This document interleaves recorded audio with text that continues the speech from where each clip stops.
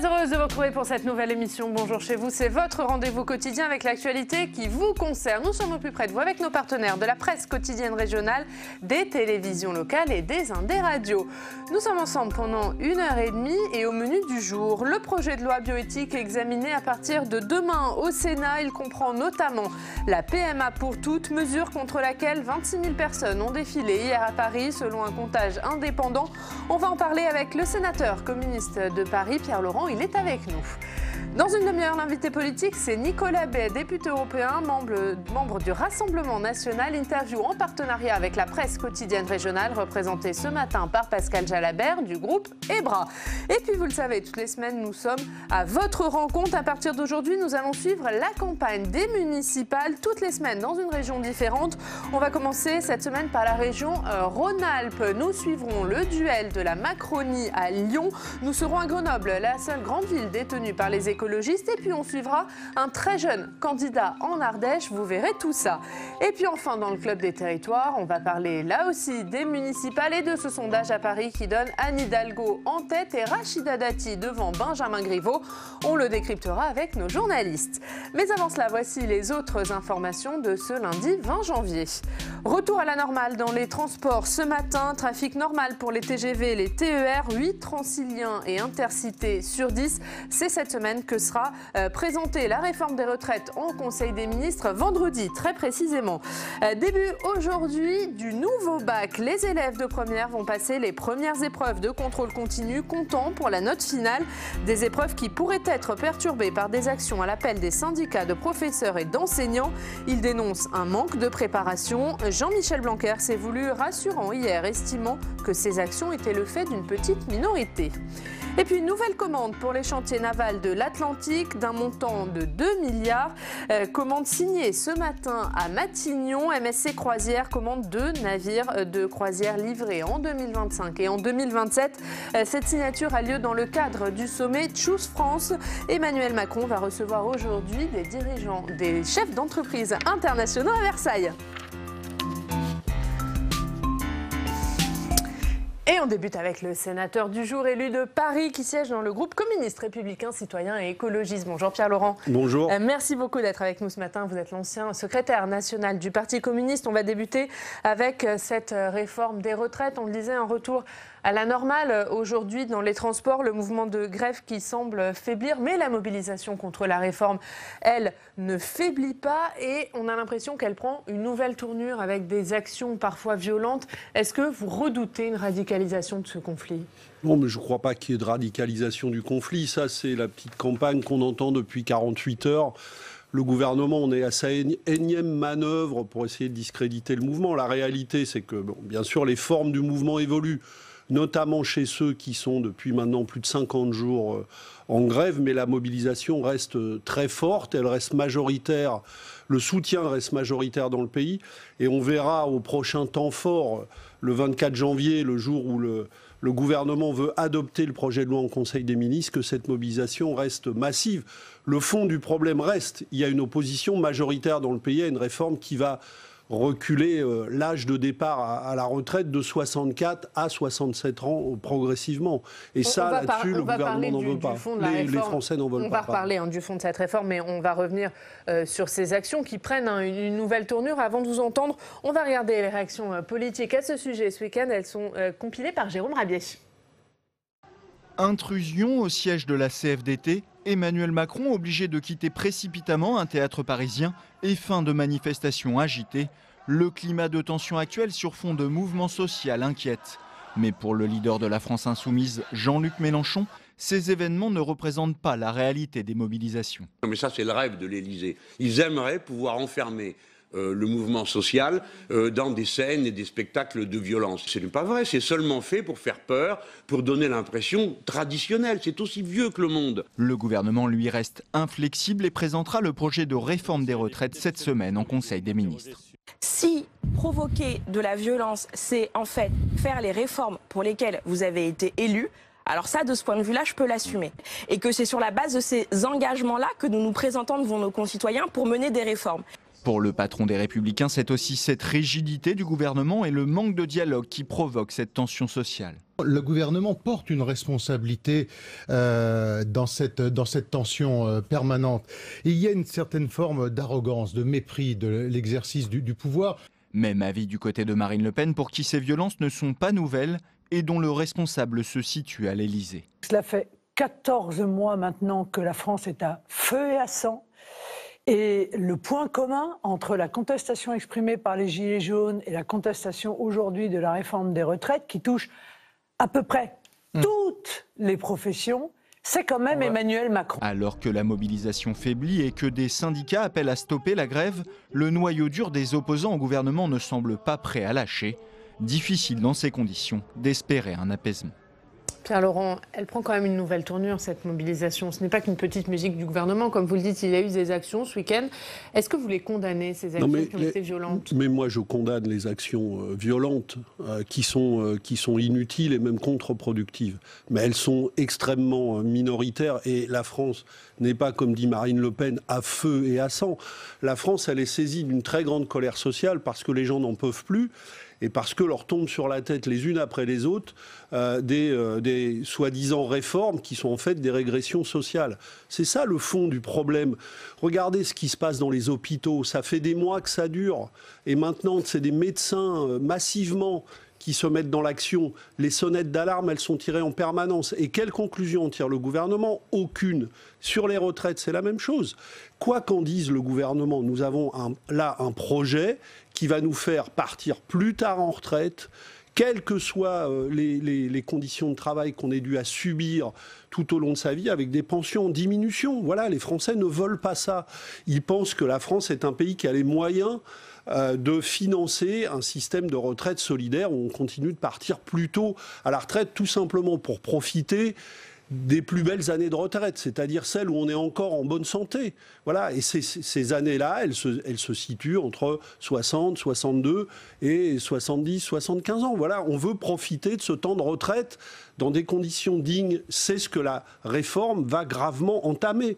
Voilà pourquoi il y a du désordre dans le pays. Le gouvernement maintient le cap. Est-ce que les syndicats, est-ce que les partis politiques d'opposition dont vous faites partie ont échoué à faire échouer cette réforme des retraites ? Mais tout ça n'est pas terminé. Le mouvement continue. Il évolue dans ses formes, mais il continue avec beaucoup de soutien. Vous verrez, on parle beaucoup de quelques actions violentes. Il y a mercredi soir un très grand concert avec beaucoup d'artistes où il va y avoir plusieurs milliers de personnes. Et la recette de ce concert organisé par la CGT va être versée aux caisses de solidarité. Il y aura énormément de monde. Concert qui aura lieu où ? Qui aura lieu au Cirque Phoenix à Paris, avec des grands artistes qui seront présents pour apporter leur soutien. Donc c'est un mouvement qui est très populaire en vérité. Mais est-ce qu'il faut changer de mode d'action ? Est-ce que la grève, notamment dans les transports, pour vous, c'est fini, il faut passer à autre chose, il faut changer de mode d'action ? Non, mais la grève, c'est pas qu'elle est terminée, c'est que quand vous faites, moi je vais soutenir des grévistes sur le terrain, quand vous faites 50 jours de grève et que vous perdez votre salaire, à un moment donné, il faut reprendre un peu des forces. Voilà, donc vous les appelez à faire une pause, à arrêter la grève et à changer de mode d'action ? Je ne les appelle pas, je les appelle à continuer le mouvement. Et après, les formes de ce mouvement, c'est à eux de les décider. Et là, ils disent qu'ils ont besoin de reprendre des forces avec d'autres formes. Mais ça va reprendre. Si le gouvernement ne bouge pas, ça reprendra. Vous verrez le 24 janvier, la journée sera très très forte, très massive à nouveau, avec beaucoup de grévistes et beaucoup de gens dans les rues. Et ça continuera. Parce qu'il n'y a pas de réponse aux questions qui sont posées. Et le gouvernement, en plus au Parlement, veut essayer de passer en force. Parce que ça, c'est un autre sujet. Tout ce qu'on nous annonce sur les conditions du débat parlementaire sont pour le moment scandaleuses.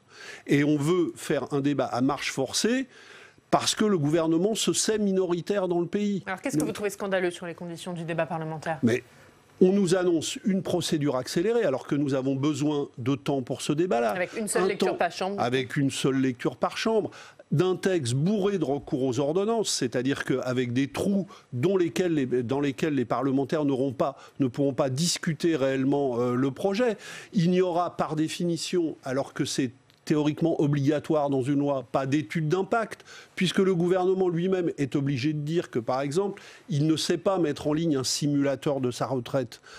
Donc, Les études d'impact seront forcément tronquées, puisque en plus le débat sur le financement n'est pas clos et qu'il dit lui-même qu'il faudra attendre la fin de la conférence de financement pour en connaître les conclusions. Donc on va débuter le débat parlementaire sans tous les éléments du débat. C'est proprement scandaleux. Pour vous, il ne faudrait pas le débuter au mois de février à l'Assemblée ? Mais absolument pas. Si le gouvernement lui-même parle de soi-disant négociations, s'il dit qu'il faut attendre les conclusions de la conférence de financement, quoi qu'on en pense, comment est-ce qu'on peut débuter le débat parlementaire sans avoir les conclusions ? Et en plus, franchement, est-ce qu'on est à 1 ou 2 mois près pour une réforme qui va entrer en vigueur dans plusieurs années, voire pour certains dans 10 ou dans 15 ans ? Il n'y a aucune précipitation. Donc en fait, c'est le gouvernement qui... Pardon ? Pour vous, il faut attendre quand pour débuter ce débat parlementaire ? Il faut attendre fin avril ? Non, il ne faut pas débuter ce débat parlementaire. Il faut retirer le projet de loi et il faut rouvrir une discussion. Parce que manifestement, cette discussion avec les organisations syndicales n'a pas été possible. Aujourd'hui, quand même, aucune organisation syndicale, aucune, ne soutient ce projet de loi. Aucune. Il n'y a pas une seule organisation syndicale qui a dit « Banco, ça nous va ». Pas une seule. Et on va aller au débat parlementaire dans ces conditions. Il y en a qui acceptent de négocier plus que d'autres, des organisations syndicales. Il y en a celles qui disent on accepte de négocier. Pour le moment, elles n'ont rien à négocier puisque le gouvernement, en vérité, ne met rien sur la table. Et la petite manœuvre qu'il y a eu il y a 10 jours sur le soi-disant retrait de l'âge pivot, tout le monde a vite compris qu'en vérité, derrière ce soi-disant retrait, il y avait un retrait provisoire et en vérité, pas vraiment de retrait du tout, puisqu'il suffit de lire le projet de loi pour voir que l'âge pivot est écrit en toutes lettres dans le projet de loi. Donc pour vous, il reviendra dans le texte. Comment on fait pour atteindre l'équilibre sur le système des retraites ? Eh bien, il faut augmenter les moyens de financement, c'est possible. Nous, par exemple, nous proposons de faire cotiser les revenus financiers des entreprises qui explosent. Vous avez vu les chiffres du CAC 40. On parle de profits records qui sont revenus à des niveaux supérieurs avant la crise financière de 2008. Il faut faire cotiser les revenus financiers des entreprises qui explosent et qui ne cotisent pour rien à la protection sociale aujourd'hui. Donc il y a quelque chose de scandaleux dans cette situation et s'il y a un régime spécial à mettre en cause, c'est le régime spécial qui est accordé aux revenus financiers des entreprises et qui leur permettent d'être exonérés de toute cotisation. Ça fait énormément d'argent. Il faut aller au bout de l'application de l'égalité salariale homme-femme. Ça rapporte, si on mettait tout le monde à niveau et toutes les femmes à égalité, ça rapporte des milliards d'euros dans les caisses de la sécurité sociale. Il faut revoir le système d'exonération de cotisations sociales qui prive la sécurité sociale de recettes, alors même que c'est inefficace du point de vue de la création d'emplois. Si on veut des idées pour améliorer le financement du système actuel de protection sociale, il y en a beaucoup sur la table. Le problème, c'est que le gouvernement refuse de les discuter pour le moment. Allez, on va parler d'un autre texte, Pierre Laurent, puisque le Sénat débute demain l'examen du projet de loi bioéthique avec une mesure qui fait beaucoup parler, la PMA pour toutes. On va voir ça avec notre journaliste parlementaire, Alex Poussard.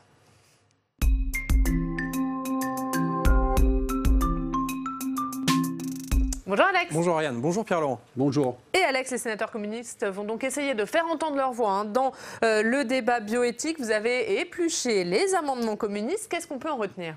Eh bien que les communistes veulent aller plus loin dans l'ouverture de la procréation médicalement assistée. Premièrement, ils veulent revenir à l'article 1er qui ouvre la PMA à toutes les femmes dans sa version issue de l'Assemblée nationale, puisque les sénateurs en commission ont par exemple interdit le remboursement de la sécurité sociale pour les couples de femmes. Les sénateurs communistes veulent également ouvrir la PMA aux hommes transgenres et ils proposent de légaliser la PMA post-mortem, c'est-à-dire réalisée après le décès du conjoint. Notez que cette PMA post-mortem avait failli passer à l'Assemblée nationale lors du débat en première lecture. D'une manière générale, les communistes sont favorables à l'ouverture de la PMA car son interdiction pour les couples de femmes créait une inégalité sociale. Écoutez la sénatrice communiste Laurence Cohen sur ce point. Il me semble d'abord que la loi que nous nous apprêtons à examiner au Sénat, c'est une loi qui va corriger une inégalité au moins sociale extrêmement importante, puisque Madame vient de le souligner. Sa compagne, elle, avait les moyens de le faire, donc elles ont pu aller en Belgique. Ça veut dire que des femmes qui n'ont pas les moyens de le faire ne peuvent pas, sont privées, donc, d'avoir recours à la PMA dans le droit actuel. Donc je pense que cette loi, elle est importante parce qu'elle va permettre donc de faire reculer les inégalités. Alors, il n'y a pas que l'ouverture à la PMA dans ce projet de loi bioéthique. Il est question de bien d'autres sujets. Et les sénateurs communistes font des propositions. Ils souhaitent, par exemple, reconnaître les enfants issus de gestation pour autrui à l'étranger, ce qu'a interdit le Sénat en commission avec un amendement de Bruno Retailleau, le président du groupe Les Républicains. Le groupe CRCE veut permettre à la recherche d'étudier les causes de l'infertilité et il s'oppose à la création de ce qu'on appelle les embryons chimères. Alors, qu'est-ce que c'est ? Eh bien, c'est l'ajout de cellules humaines à un embryon animal, ce qui n'est pas interdit pour l'instant par la loi. Voilà pour les propositions qui seront portées par les communistes. Maintenant, le plus dur reste à faire, convaincre une majorité de sénateurs. Ça commence demain en séance publique au Sénat. Et merci Alex, on suivra bien sûr tout ça. On va commencer en parlant de la PMA pour toutes. C'est la mesure qui fait le plus parler dans ce texte. 26 000 personnes étaient dans la rue hier à Paris contre cette mesure. Il ne faut pas les écouter, ces 26 000 personnes ? Bon, je crois qu'il faut écouter tout le monde, mais la grande majorité des Français, toutes les enquêtes d'opinion le montrent, sont favorables à la PMA pour toutes. En fait, le cœur de cette disposition, c'est de permettre à toutes les femmes, quelle que soit leur orientation sexuelle, de pouvoir accéder à la PMA. Donc c'est une mesure d'égalité, une mesure de progrès, nous y sommes favorables. Je me félicite d'ailleurs que pour le moment, on aborde le débat au Sénat dans des conditions relativement apaisées, avec un accord important autour de cette disposition. Après, il y a des débats sur certains ajouts, certains retraits ou certaines restrictions possibles. Nous, on va essayer de faire progresser le débat dans mon sens, mais le débat est très apaisé au Sénat par rapport à ce qu'on a connu sur d'autres sujets du même type. Donc, je pense qu'on peut déboucher, j'espère que nous pourrons déboucher positivement sur ce projet au Sénat aussi, après l'Assemblée. Positivement, ça veut dire que vous pensez que le Sénat va voter la PMA pour toutes ? Oui, nous sommes vigilants, mais je pense que c'est possible. La droite sénatoriale est divisée, je pense que c'est possible. Sujet. Oui, mais les choses ont progressé, ont évolué dans le débat et j'espère que nous obtiendrons un vote largement majoritaire au Sénat aussi, après l'Assemblée nationale. Il y a aussi un débat autour du remboursement de cette PMA pour toutes par la Sécurité sociale. La sénatrice Les Républicains, Muriel Jourda, qui est l'une des rapporteurs du texte, dit « La solidarité nationale n'est pas faite pour rembourser les actes de convenance personnelle ». Qu'est-ce que vous en pensez, vous ? À partir du moment où nous sommes favorables au remboursement de la Sécurité sociale, et ça paraît presque une évidence, parce qu'à partir du moment où on rend possible cette disposition au nom de l'égalité devant le droit à la procréation de toutes les femmes, quelle que soit leur orientation sexuelle, on voit mal au nom de quel argument on ne rembourserait pas pour toutes ces femmes. Muriel Jourda, il ne tient pas l'argument pour vous. Parce que en vérité, si on suivait cette disposition, ça conduirait au fait que dans certains cas on rembourse et dans d'autres non. Alors en commission, le Sénat a voté pour qu'on rembourse les PMA médicales. Je pense que ça n'est pas... Mais non, l'aide à la procréation, c'est valable pour toutes les femmes, à nos yeux, qui ne peuvent pas avoir d'enfants autrement. Donc toutes les femmes doivent être à égalité devant ce droit, ce nouveau droit que nous allons créer, devant cette possibilité. Et donc le remboursement de la sécurité sociale doit être accessible pour toutes. Sinon, alors on va créer une inégalité qui, celle-là, deviendrait une inégalité sociale entre celles qui ont les moyens et celles qui n'ont pas les moyens. Et là, ce serait profondément injuste. Vous souhaitez, on l'a vu avec Alexandre Poussard, reconnaître les enfants issus de GPA à l'étranger. Est-ce que, pour vous, il faut aller plus loin et légaliser la GPA en France, ou ça c'est non ? Non, nous sommes hostiles à la GPA, d'une part parce qu'il y a des risques de marchandisation, mais pour des raisons plus profondes que peut-être on n'a pas le temps de détailler ici. Là-dessus, nous sommes clairs. Mais là, le sujet dont il est question, c'est quand les enfants sont là parce qu'ils ont été conçus par GPA à l'étranger. Il nous paraît, alors là, ça relève du droit de l'enfant, il nous paraît impossible de faire comme si ces enfants n'existaient pas, devaient rester sans droit, etc. Donc il faut légaliser leur situation et leur donner les moyens de pouvoir vivre normalement, dignement. Voilà pourquoi nous sommes favorables à cette mesure, mais pas favorables à la création de la gestation pour autrui, pour quelle raison ? Qui pose des problèmes éthiques nouveaux que nous, à nos yeux, nous ne savons pas résoudre dans de bonnes conditions. Et pour vous, il n'y a pas de risque que ce texte ouvre la porte à la GPA, comme le disent ses opposants ?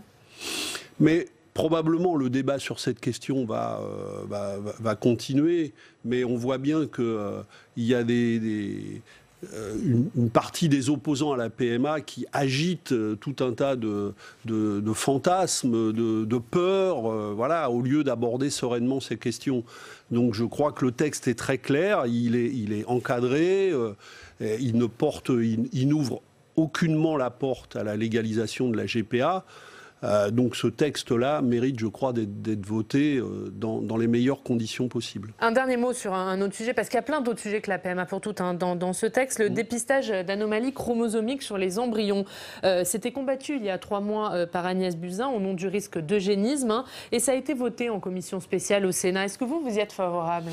Écoutez, je pense que sur tous ces sujets, il faut faire extrêmement attention à l'encadrement éthique de toutes ces mesures-là. Voilà. Si les conditions sont créées pour qu'il en soit ainsi, nous sommes prêts à examiner ces questions-là. Mais il faut être extrêmement vigilant sur le fait qu'on n'ouvre pas la porte à tout un tas de manipulations génétiques qui pourraient devenir dangereuses. Donc l'encadrement éthique, les conditions de l'encadrement éthique feront notre décision sur chacun de ces sujets. Allez, on suivra bien sûr l'examen de ce texte à partir de demain en séance dans l'hémicycle. Pierre Laurent, on va maintenant regarder ensemble votre revue de presse avec Alex Poussard qui revient.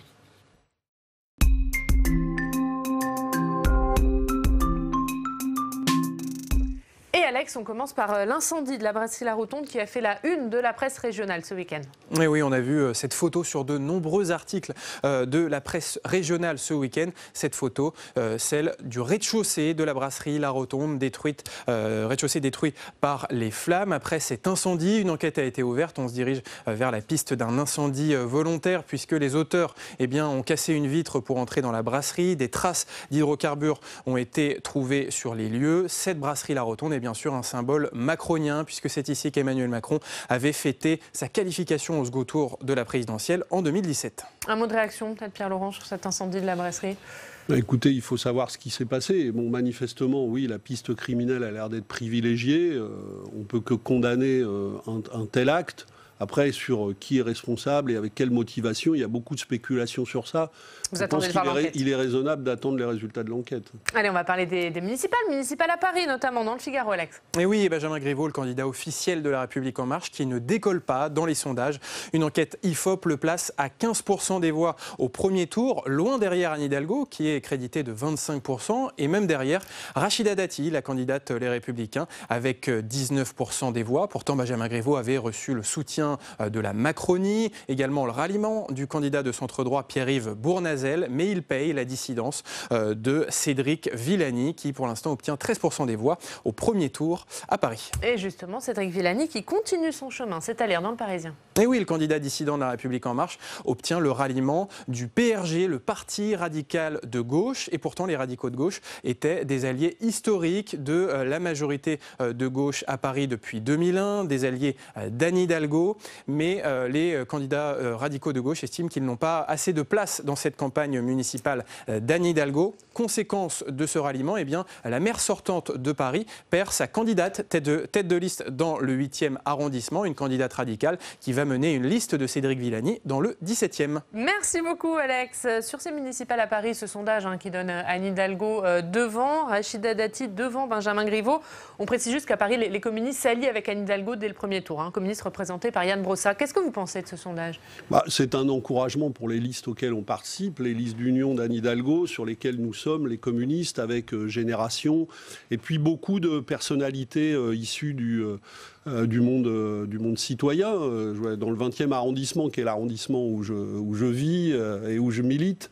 Celui qui va devenir, je l'espère, maire du 20e, Éric Pliez, est l'ancien directeur du SAMU social. Voilà, des personnalités nouvelles qui rejoignent ces listes, donc c'est un encouragement à progresser. Je pense que le sondage montre que nous pouvons aller encore beaucoup plus haut, et je l'espère garder la ville dans la direction dans laquelle elle travaille aujourd'hui. On n'a vraiment pas besoin, surtout quand on voit ce que fait le gouvernement, d'un Benjamin Griveaux qui viendrait nous faire reculer sur tous les combats sociaux, écologiques qu'on a menés dans Paris depuis des années. On n'a pas besoin de retour en arrière. C'est une ville qui a besoin de continuer à avancer, à se transformer dans la solidarité et en permettant à tous ceux qui vivent dans la ville d'y vivre. Voilà. Et Benjamin Griveaux, c'est le retour en arrière pour vous, pour Paris ? Ce serait non seulement le retour en arrière, mais on voit la manière dont se conduit le gouvernement, à la fois de manière très autoritaire, et puis pas du tout au niveau ni sur les questions sociales, c'est le moins qu'on puisse dire, ni sur les questions écologiques. Qu'est-ce que Benjamin Griveaux peut apporter de positif à la ville ? Rien du tout. Donc je pense que les Parisiens sont en train de le comprendre et ils n'ont pas envie de ce retour en arrière et ils ont envie d'avancer en continuant à être vigilants sur les contenus portés par les listes sur lesquelles nous sommes et par Anne Hidalgo. Plus largement, vous êtes optimiste sur les chances des communistes au municipal ? Vous pensez garder vos bastions ? Écoutez, les bastions, ça n'existe plus depuis très longtemps. Hein, mais oui, je pense que les positions qu'ont les communistes dans les élections municipales peuvent être gardées parce que dans ces communes-là, nous menons des politiques extrêmement actives qui sont des politiques de justice sociale, de service public, des politiques écologiques. Et avec toujours le souci de le faire dans l'intérêt de tous. Nous voulons des villes où tout le monde peut vivre, quelles que soient ses conditions sociales, et vivre dans la solidarité. Donc ce sont des villes de solidarité. Et je pense qu'on ressent comment les gens ont besoin de proximité, de solidarité, face à des politiques qui sont souvent maintenant très brutales et très arrogantes. Et les élus communistes font beaucoup d'efforts pour ça, les maires communistes, les majorités qu'ils conduisent. Et puis les communistes travaillent beaucoup aussi à ouvrir l'accès aux responsabilités dans ces villes à des citoyens, là aussi à des gens qui ne sont pas forcément engagés dans telle ou telle force politique, mais qui prennent de la place dans les conseils municipaux, dans le travail municipal. Tout ça est important. Donc moi j'ai bon espoir qu'on obtienne des résultats intéressants. Un mot pour terminer sur cette circulaire de Christophe Castaner, un circulaire qui fait du bruit, qui efface les nuances politiques dans les communes de moins de 9000 habitants, soit quasiment la totalité des communes. Dans une tribune dans le journal du dimanche, des sénateurs dont Patrick Kanner disent que la majorité s'attelle à rendre illisibles les résultats et qu'Emmanuel Macron manipule le scrutin. C'est des mots que vous partagez ? Oui, c'est une petite manœuvre assez pitoyable du gouvernement, hein, qui essaye de se préparer à une annonce tronquée des résultats, parce que si cette disposition va effacer des résultats additionnés nationalement, la très grande majorité des communes. Bon, on voit bien que le gouvernement qui n'a aucune implantation locale et qui n'arrive pas à la travailler, qui est un espèce de parti hors sol, hein, un parti présidentiel hors sol, essaye de maquiller les résultats pour ne pas faire apparaître ce manque d'ancrage, de proximité dans le pays. Oui, c'est une petite manœuvre assez pitoyable du gouvernement. Merci beaucoup. Merci Pierre-Laurent d'avoir été avec nous ce matin. Dans 2 minutes, l'invité politique, c'est Nicolas Bay, député européen, membre du Rassemblement national. Avant de l'entendre, on va regarder un extrait de Parlement Hebdo. C'est l'émission qui refait la semaine parlementaire. Katia Guilder et Tam Tranui recevaient Constance Le Grip, députée Les Républicains, qui est revenue sur la réforme des retraites et sur la méthode du gouvernement qu'elle juge irrespectueuse du Parlement et de la démocratie. On écoute.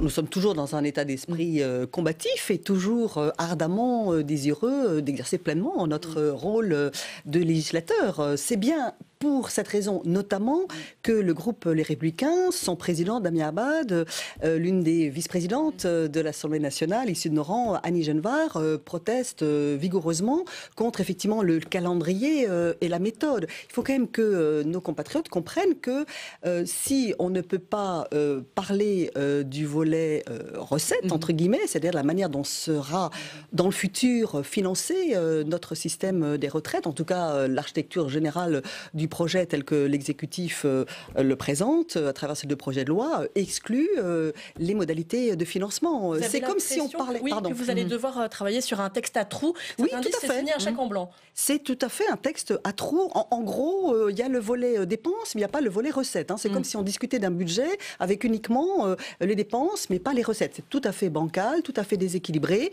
Il y a effectivement des trous et tout cela n'est pas digne de l'institution parlementaire, n'est pas digne quand même de ce qu'on peut attendre dans une démocratie parlementaire moderne. Qu'est-ce qui vous choque le plus, le recours à la procédure accélérée ou celui aux ordonnances ? Alors honnêtement, le recours à la procédure accélérée, on a fini par s'y habituer. Je ne dis pas que c'est dans l'idéal forcément la méthode que nous privilégions et que nous trouvons absolument c'est quasiment formidable. la règle, a dit le Premier ministre. Il a dit, ça a été le cas quasiment sur toutes les réformes des retraites ces dernières années. Force est de constater que, voilà, tout à fait. Et voilà, on est lucide et on connaît cette histoire parlementaire-là. Par contre, effectivement, le fait qu'il y ait quasiment un tiers des articles des 2 projets de loi qui renvoient à des ordonnances... C'est-à-dire que le Parlement donne l'habilitation au pouvoir exécutif de légiférer. Entre guillemets. Alors, les ordonnances existent dans la Constitution de la Ve République. Ça n'est pas forcément la disposition de la Constitution, d'ailleurs, qui me met le plus en joie. Et on sent bien que sur un sujet aussi important que celui de la réforme des retraites, je rappelle que c'est un montant global de dépenses de l'ordre de 320 milliards d'euros. À l'heure où nous parlons, c'est 25% de la dépense publique, le système des retraites. Donc c'est quand même assez colossal. Se dire qu'on renvoie cela, que nous, Parlement, nous nous dessaisissons en quelque sorte de notre capacité à légiférer et qu'en plus on nous oblige à marche très forcée de ne discuter que des grands principes sans du tout savoir comment tout le système va être équilibré, va être financé, est parfaitement inédit et de notre point de vue inacceptable.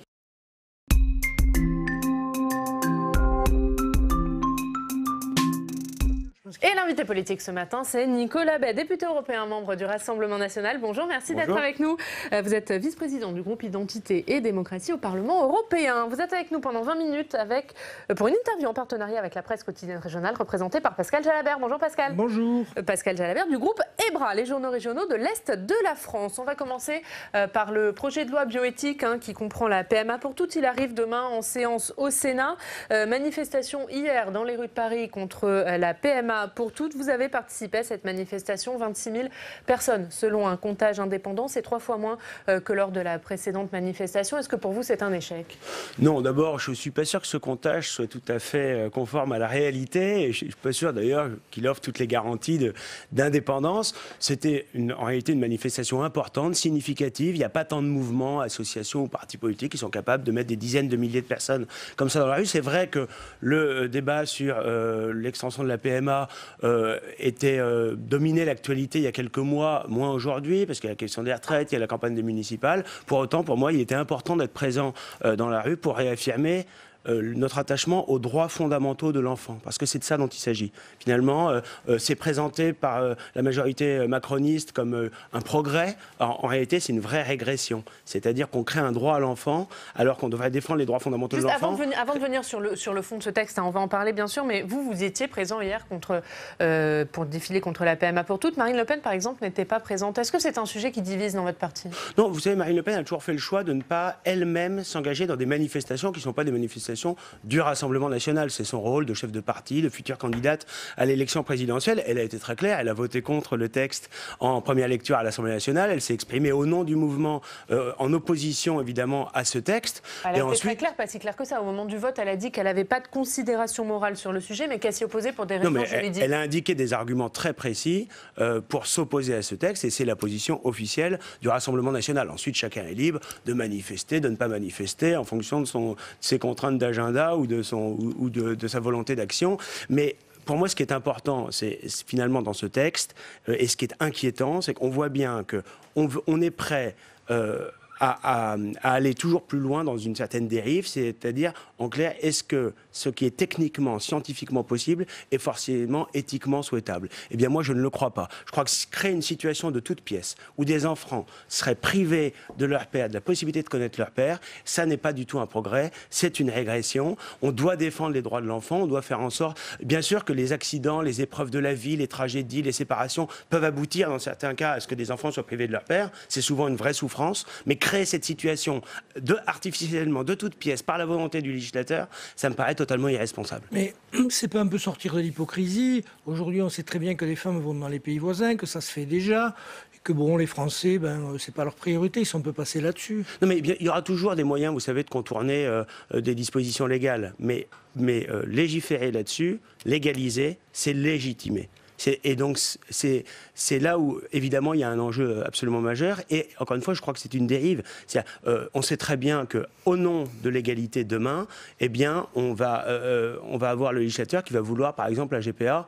La gestation pour autrui. Oui, c'est-à-dire. Le législateur dit que c'est pas dans le texte. Oui, mais ils le disent, mais les mêmes qui nous disaient au moment de la loi Taubira, il n'y aura pas la PMA, aujourd'hui font adopter la PMA et nous disent il n'y aura pas la GPA. Et dans quelques mois, quelques années, et d'ailleurs, au sein du gouvernement et de la majorité macroniste, on a entendu déjà des voix qui s'exprimaient en faveur de la GPA au nom de l'égalité, en disant il faut que les couples d'hommes et les couples de femmes aient les mêmes droits. Et ça, c'est une dérive extrêmement grave, la GPA, parce que ça aboutit finalement à louer le corps des femmes. C'est un véritable esclavage moderne, en quelque sorte, qui est en train qui serait instauré par la GPA. Et aujourd'hui, on a déjà des dispositions, dans la jurisprudence, qui reconnaissent les GPA, les enfants nés de GPA à l'étranger. Okay. Donc on voit bien que c'est une dérive qui est en cours. Moi, j'étais là avec beaucoup d'autres élus, militants, sympathisants du Rassemblement national et d'ailleurs d'autres formations politiques pour nous opposer à cette dérive. Le texte arrive donc au Sénat demain. Qu'est-ce que vous attendez des sénateurs ? Écoutez, moi, j'ai tendance je crains que beaucoup de sénateurs n'aient pas le courage de s'y opposer, même ceux qui, au fond, sont opposés. Je pense notamment dans les rangs des Républicains. Je crains que le texte soit adopté in fine à l'Assemblée nationale en seconde lecture, mais c'est un combat que nous mènerons dans la durée, que nous pourrons gagner dans les mois, dans les années qui viennent, au gré d'autres échéances électorales. On voit bien que la majorité macroniste, aujourd'hui, n'écoute pas les Français. Elle n'écoute pas ce qu'ils disent dans la rue, on l'a vu avec le mouvement des Gilets jaunes.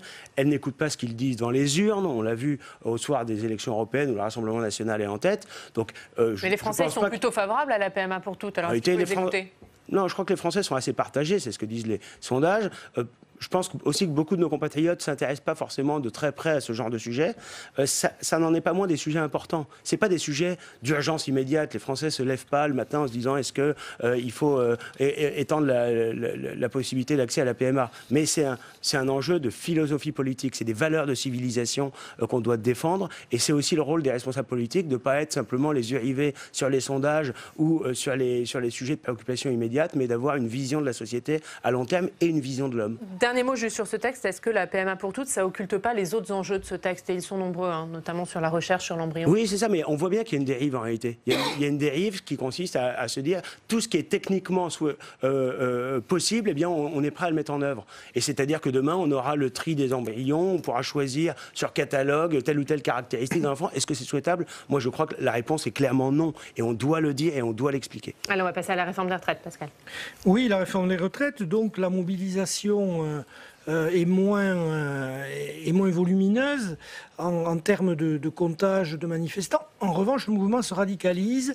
Que pensez-vous de ces intrusions dans les théâtres, de ces nouvelles formes d'action ? Écoutez, vous savez, je crois que depuis le début, Emmanuel Macron et son gouvernement sont ravis d'avoir l'extrême gauche syndicale, la CGT, Sud, etc., qui finalement font le focus d'abord sur les régimes spéciaux, alors que ce n'était pas le vrai enjeu du texte. Pour eux, c'est un enjeu parce qu'ils veulent conserver des régimes spéciaux dont certains ne se justifient plus. Ensuite, font le focus sur l'âge pivot, qui n'est pas non plus l'enjeu central du texte. Et d'ailleurs, le gouvernement avait dès le début prévu en réalité de lâcher sur l'âge pivot. Et maintenant, on voit bien qu'il donne la pire image de l'opposition à ce texte, alors que l'opposition à ce texte, elle est légitime. Nous, au Rassemblement national, on est opposé au passage au système par points, indépendamment de la question de l'âge pivot. Et comment vous financez alors ?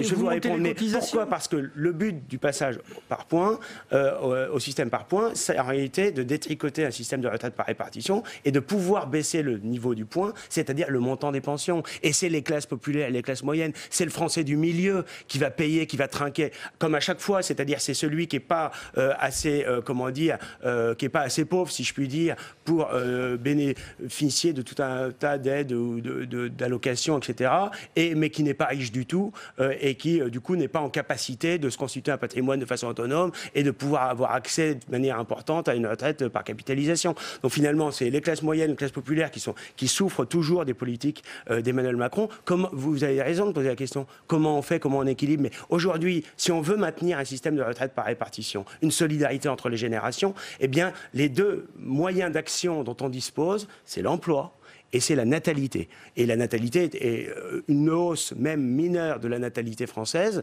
eh bien, elle a un effet considérable sur 20 ans parce qu'on augmente le nombre de cotisants par rapport au nombre de pensionnés. Et s'agissant de l'emploi, on voit bien que c'est parce qu'on est dans un contexte de chômage de masse que le système est aujourd'hui déséquilibré. Et la recette, finalement, d'Édouard Philippe aujourd'hui, c'est la même que Fillon en 2008. On dit aux Français, vous allez travailler plus longtemps et éventuellement, on va baisser le montant des pensions pour équilibrer le système. Mais quand vous faites ça, eh bien, ce que vous gagnez sur les caisses de retraite, parce que vous demandez aux gens de travailler 1 an, 2 ans, 3 ans de plus, eh bien, vous perdez d'autant sur l'assurance chômage parce que vous avez du coup des gens qui restent à Pôle emploi dans la même période. Donc en réalité, on n'équilibrera pas le système tant qu'on ne sera pas revenu à un niveau de chômage raisonnable. Depuis le début du quinquennat d'Emmanuel Macron, on a une augmentation globale du nombre de chômeurs, catégories A, B, C, D confondues. Voilà. Le gouvernement nous fait croire qu'il y a une toute petite baisse sur les catégories A, ce qui est vrai. Ils ont procédé pour ça à des radiations administratives massives de demandeurs d'emploi. On ne comptabilise pas les chômeurs en outre-mer. Il y a tout un tas de subterfuges qui sont utilisés pour faire croire que le chômage baisse. Ça n'est pas le cas. Le chômage augmente. Et puis, d'une manière générale, les comptes publics sont tous dans le rouge. On a une dette publique qui a passé la barre de 100% de PIB avec 2400 milliards d'euros bientôt. On comprend votre opposition à cette réforme. Comment elle doit se manifester désormais, cette opposition? Est-ce qu'il faut continuer la grève ou est-ce qu'il faut passer à d'autres modes d'action? Mais vous savez, moi, j'ai toujours été assez réservé sur la grève et les blocages qui pourrissent la vie des Français. Et la grève est un moyen, finalement, de se faire entendre assez archaïque. Et puis on voit bien que la CGT ou Sud, ils ne défendent pas l'intérêt général. Ils ne défendent pas les Français, globalement. Qu'est-ce qu'ils défendent, alors? Ils défendent des petits intérêts particuliers. Et finalement, ils défendent peut-être ce qui est le plus contestable, c'est-à-dire quelques régimes spéciaux qui ne se justifient plus. Il y a des régimes spéciaux, je pense à celui des militaires, qui se justifient. Moi, je connais celui des marins-pêcheurs, parce qu'en Normandie, il y en a encore un peu. Et le régime des cheminots, peuvent se justifier plus pour Non, vous? je ne crois pas. Je pense qu'il devrait, pour certains, être totalement supprimé, pour d'autres réformé. Mais le fait d'avoir comme ça la CGT ou Sud qui multiplie les actions parfois violentes, eh bien, ça rend un service absolument extraordinaire à Emmanuel Macron. Et ça occulte surtout le vrai enjeu, le vrai débat qui est le passage... Mais clairement, pour vous, la CGT fait le jeu d'Emmanuel Macron? Oui, bien sûr, mais d'ailleurs c'était déjà le cas il y a quelques mois sur la réforme de la SNCF. C'est évidemment très confortable pour Emmanuel Macron de dire, regardez, il y a deux visions, soit la mienne, soit celle de la CGT. Voilà, le monde est un peu plus compliqué, les choses sont un peu plus nuancées, et la réalité, c'est que la CGT ne défend pas du tout les intérêts des Français. C'est des syndicats, le Sud est également dans ce cas-là, qui sont très politisés, très sclérosés, non représentatifs. On a le plus faible taux de salariés qui sont en France encartés dans des syndicats. Ça n'est pas un hasard parce que ces syndicats ne représentent pas les Français. Oui, lors de ces manifestations et plus encore lors de celles des Gilets jaunes, on a vu plusieurs enquêtes ouvertes par rapport à des violences policières filmées en vidéo. Quelle est votre position là-dessus? Écoutez, à la fois, nous soutenons les policiers dans leur mission difficile, très difficile, parce qu'aujourd'hui la délinquance, la criminalité, une forme de barbarie explose dans la société française, et qu'à chaque fois qu'ils doivent faire face à leur mission de maintien de l'ordre de manifestation, eh bien ça vient en surcroît de leur travail général qui est déjà très lourd, qu'ils font dans des conditions difficiles. Vous parlez de violence policière? Ils ont un manque de moyens, d'effectifs, ils ne sont pas soutenus moralement ni politiquement par le gouvernement, mais... Ce qu'on voit aujourd'hui, c'est un certain nombre de dérives très inquiétantes, c'est-à-dire quelques policiers, moi je ne jette pas l'opprobre sur une profession, encore une fois, nous soutenons nos policiers qui mènent une mission difficile, mais quelques policiers se laissent aller à des comportements absolument inacceptables. Et je pense que s'ils le font, c'est aussi parce que leur hiérarchie leur montre le mauvais exemple. Et je pèse mes mots. Quand vous avez Christophe Castaner, Gérald Darmanin, qui insultent les manifestants, on l'a vu avec les Gilets jaunes il y a quelques mois, il parlait de peste brune. Quand vous avez le préfet de police de Paris, Monsieur Lallemand, qui dit avec un mépris incroyable à une brave femme qui est en train de manifester ou qui veut manifester, on n'est pas dans le même camp, madame, il sort totalement de son devoir de réserve, il apparaît comme un militant macroniste qui a entre les mains les pouvoirs de la police et les effectifs de police à sa disposition. C'est une dérive qui est très inquiétante et qui est une vraie rupture avec la tradition républicaine et avec la nécessité absolue que les forces de police soient utilisées, encore une fois, au service de l'intérêt général et pas au service d'un camp. Et quand on voit des policiers qui tirent à bout portant au LBD, qui frappent à terre des manifestants, alors qu'il n'y a rien qui ne le justifie, qui font des croche-pattes à une femme qui est déjà interpellée. Voilà, on voit que c'est des dérives et qui sont à tout le moins soit cautionné par le pouvoir, soit en tout cas qu'il a créé, le pouvoir a créé les conditions pour que ce genre de dérive existe. Qu'on soit bien clair, c'est un peu une contradiction. Est-ce que ce sont des dérives individuelles de policiers isolés ou est-ce que, comme vous le dites, vous pointez du doigt Didier Lallemand, hier Marine Le Pen a demandé sa démission d'ailleurs, est-ce que ça vient d'une stratégie organisée? Mais je crois que c'est les deux en réalité. C'est des comportements individuels, bien sûr, qui sont absolument scandaleux, mais qui résultent de l'attitude des pouvoirs publics. Alors, autre contestation, c'est celle des professeurs dans les lycées. Aujourd'hui, le nouveau baccalauréat commence. Vous soutenez leur action? Vous êtes contre ce baccalauréat? Écoutez, aujourd'hui, on voit bien que l'éducation nationale est en quasi faillite dans notre pays. Voilà. On a de plus en plus d'analphabétisme. Elle a de moins en moins la capacité à former notre jeunesse, à l'instruire. On voit qu'on a parmi les plus mauvais résultats en Europe, avec pourtant un budget qui est considérable. Il y a un certain nombre de grands tabous. Il y a des choix, bien sûr, d'organisation des examens, de l'éducation nationale, mais il y a surtout derrière tout ça un grand tabou qui est le poids de l'immigration dans l'éducation nationale, le communautarisme que ça génère, les violences que ça génère, des quartiers entiers où dans les collèges, dans les lycées, même dans les écoles parfois, les enseignants ne peuvent plus faire classe dans des conditions normales. Quel rapport avec la contestation sur le nouveau bac? Oui, parce qu'en réalité, on essaye depuis des années de modifier l'organisation de l'éducation nationale, parce qu'en réalité, les enseignants connaissent de plus en plus de difficultés. Donc moi, je sais bien que... Mais là, sur le nouveau bac... Oui. De quel côté êtes-vous? Est-ce que vous êtes du côté des enseignants qui appellent à faire barrage ou est-ce que vous dites qu'il faut laisser les élèves de première passer leurs épreuves? Non, mais il faut bien sûr laisser les élèves passer leur examen. Écoutez, c'est très difficile pour un jeune. Quand il passe un examen pour la première fois, c'est vrai pour le brevet des collèges, c'est vrai pour le bac en première et en terminale, il faut créer les conditions psychologiques pour que les élèves puissent passer leurs examens dans la sérénité. Donc c'est pas raisonnable d'empêcher les élèves de passer leurs examens et de créer une situation de flou, d'inquiétude, etc. Voilà. Mais on ne pourra pas, d'une manière plus générale, avoir une vraie réflexion sur l'éducation nationale tant que et la rendre plus efficace, plus performante dans la transmission des savoirs, notamment la transmission des savoirs fondamentaux, si on ne règle pas en amont le problème de l'immigration et les conséquences dans la société française de cette immigration de masse. Vous parliez du communautarisme tout à l'heure, Emmanuel Macron qui doit présenter un plan de lutte contre le communautarisme avant les municipales. Qu'est-ce que vous en attendez de ce plan? Rien. J'en attends absolument rien, parce que comme à chaque fois, c'est de l'esbrouf et c'est de la communication. Emmanuel Macron lance des grands débats, qui sont des grands monologues, il se parle à lui-même, il l'a fait avec l'immigration, ça a débouché sur absolument rien. Aucune mesure, à part peut-être des quotas d'immigration professionnelle qui viendraient s'ajouter aux quotas, enfin pas aux quotas d'ailleurs, à l'immigration familiale, qui est le volume principal de l'immigration. Aujourd'hui, on a 400 000 personnes, plus de 400 000 personnes qui entrent chaque année en France, entre les titres de séjour, les demandes d'asile qui ne sont pas éligibles au droit d'asile pour l'essentiel d'entre eux, les mineurs isolés, dont un certain nombre ne sont pas du tout des mineurs. Donc, il fait de la communication, il fait croire qu'il va s'attaquer, prendre à bras-le-corps un problème, il ne le fait pas. Et sur le communautarisme, c'est la même chose. Qu'il ferme les mosquées radicales, qu'il expulse les imams islamistes, qu'il dissolve les associations qui sont entre les mains des salafistes ou des frères musulmans, qui mènent des actions concrètes. Combien il y a eu de mosquées tenues par les radicaux qui ont été fermées au cours des 3 dernières années depuis les attentats de Charlie Hebdo par Hollande et son gouvernement ou par Macron? Quasiment aucune. Et les quelques-unes qui ont été fermées ont été réouvertes au même endroit, avec les mêmes fidèles, avec même parfois les mêmes dirigeants. Donc on voit bien qu'il n'y a pas de volonté politique de combattre le communautarisme, il n'y a pas de volonté de combattre l'islamisme et en conséquence on a régulièrement des attaques islamistes sur notre sol, on en a eu encore ces derniers jours. On va parler des municipales pour terminer. D'abord cette circulaire de Christophe Castaner qui fait débat, qui efface les nuances politiques dans les communes de moins de 9000 habitants. Est-ce que vous allez déposer un recours contre cette circulaire? Oui, on va peut-être engager, bien sûr, des recours juridiques. C'est une manœuvre, c'est une entourloupe en réalité. Emmanuel Macron sait très bien que La République En Marche est très faible électoralement dans les zones rurales, dans les petites communes.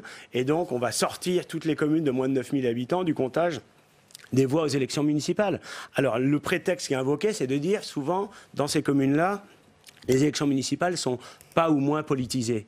C'est à la fois vrai et faux. En réalité, il y a dans les petites communes, moins de 2 ou 3 000 habitants, c'est vrai que souvent les étiquettes politiques n'existent pas ou passent au second plan. C'est beaucoup moins vrai dans les communes de 6, 7, 8 000 habitants, où souvent il y a des étiquettes politiques claires, il y a des appartenances politiques claires, à la fois des candidats tête de liste et de leurs équipes. Mais il y avait une solution très simple. Si le gouvernement avait été honnête, eh bien, il aurait mis ça de manière optionnelle, c'est-à-dire que le candidat dans une petite commune de moins de 9000 habitants, il devrait avoir la possibilité de dire s'il a une étiquette ou non. Au moment de sa déclaration de candidature, comptabilisée au ministère de l'Intérieur, il devrait pouvoir dire soit sans étiquette, soit au contraire son étiquette politique. Et ça réglerait totalement le problème. Le fait que ce ne soit pas optionnel, que automatiquement, dès que vous vous présentez dans une commune de moins de 9000 habitants, vous êtes considéré comme sans étiquette, eh bien, c'est évidemment une énième manœuvre pour essayer de masquer la faiblesse politique et électorale de la République en marche. Juste les recours, ils seront déposés quand les recours écoutez, ça c'est l'aspect juridique, on verra ça avec nos conseils, mais je pense que nous allons engager en tout cas des procédures. À propos de comptage d'étiquettes, quel est l'objectif du Front National? Combien de mairies vous voulez gagner? C'est difficile à dire. En réalité, on a gagné un certain nombre de villes en 2014. Et pourquoi vous n'avez pas des candidats partout? Ça a été un succès en 2014. Les villes gagnées ont été bien gérées. On a baissé les impôts, on a amélioré la sécurité, on a maintenu un niveau d'investissement en baissant la dette. C'est-à-dire que partout, on a fait ce qu'on nous disait qu'il n'était pas possible de faire. Et donc ce bon bilan, on s'appuie dessus pour conquérir, je pense, d'autres villes. C'est très difficile, ça va dépendre de la configuration de chaque commune. Mais je pense que vous avez ciblé des villes, lesquelles?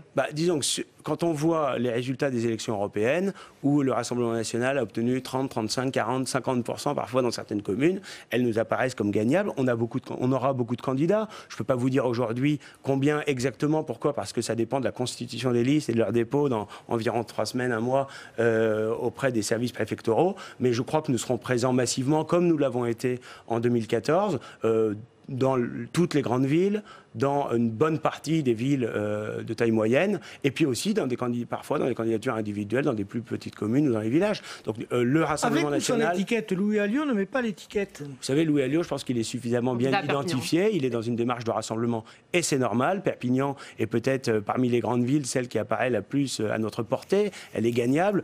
Tout le monde sait qui est Louis Alliot. Il est parlementaire du Rassemblement national. Il est depuis longtemps un des dirigeants du mouvement.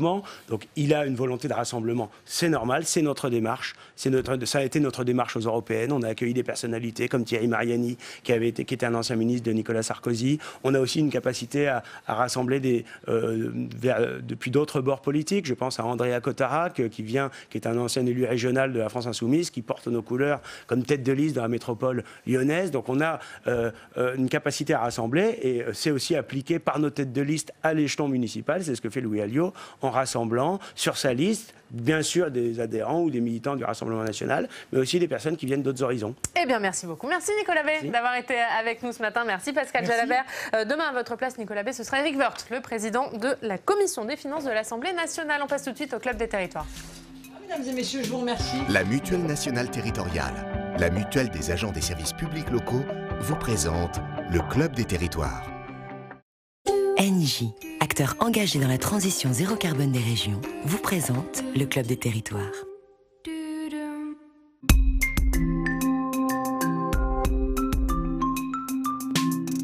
La presse quotidienne régionale et les télévisions locales vous présentent le Club des territoires.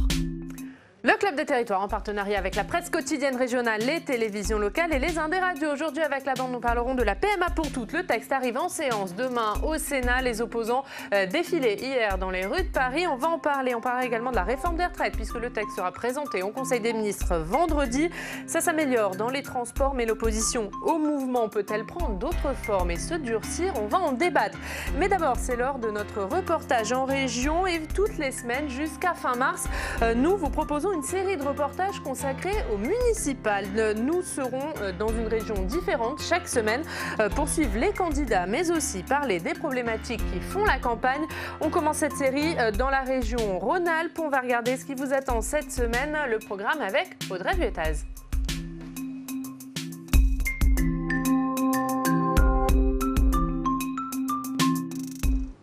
C'est unique en France. Le 15 mars, les Lyonnais glisseront 2 bulletins dans l'urne. Ils éliront un maire et un président pour la métropole.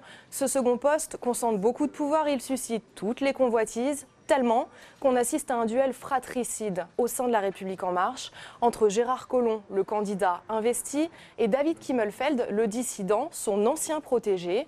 Il est l'actuel président de la métropole et il brigue un second mandat coûte que coûte. Tout ça pourrait bien faire les affaires de la concurrence. Europe Écologie Les Verts et les Républicains sont en bonne place dans les sondages. Ensuite, nous irons à Grenoble, première grande ville de France à être passée sous étendard Europe Écologie Les Verts en 2014. C'est l'heure du bilan pour le maire Éric Piolle. Il avait promis de tripler le nombre d'usagers du vélo dans la ville. Nous verrons si le pari est tenu. Enfin, nous rencontrerons celui qui deviendra peut-être le plus jeune maire de France. Hugo Biolay a 18 ans, il est étudiant à Sciences Po, mais aussi candidat dans la commune de Vinzieux. C'est une commune de 450 habitants en Ardèche. À 2 mois des élections, un maire sur 2 ne souhaite pas se représenter. Surtout dans les petites communes, nous verrons comment lui a eu la vocation. Tous ces reportages en région Rhône-Alpes, les premiers de notre série consacrée au municipal, seront donc à suivre toute la semaine dans Bonjour chez vous. On va débuter le débat du club. Bonjour Pascal Tournier, Arnaud Benedetti, Guillaume Doyen.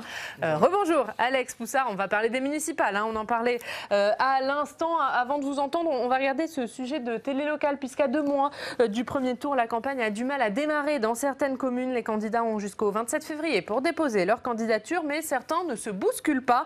On va aller à Feurs, dans la Loire. Le maire en place depuis 2008 n'a pour l'heure aucune concurrence. Les habitants risquent donc de ne pas avoir le choix le 15 mars prochain. On va regarder ce reportage sur place d'Anis Canivet pour nos partenaires de TL7.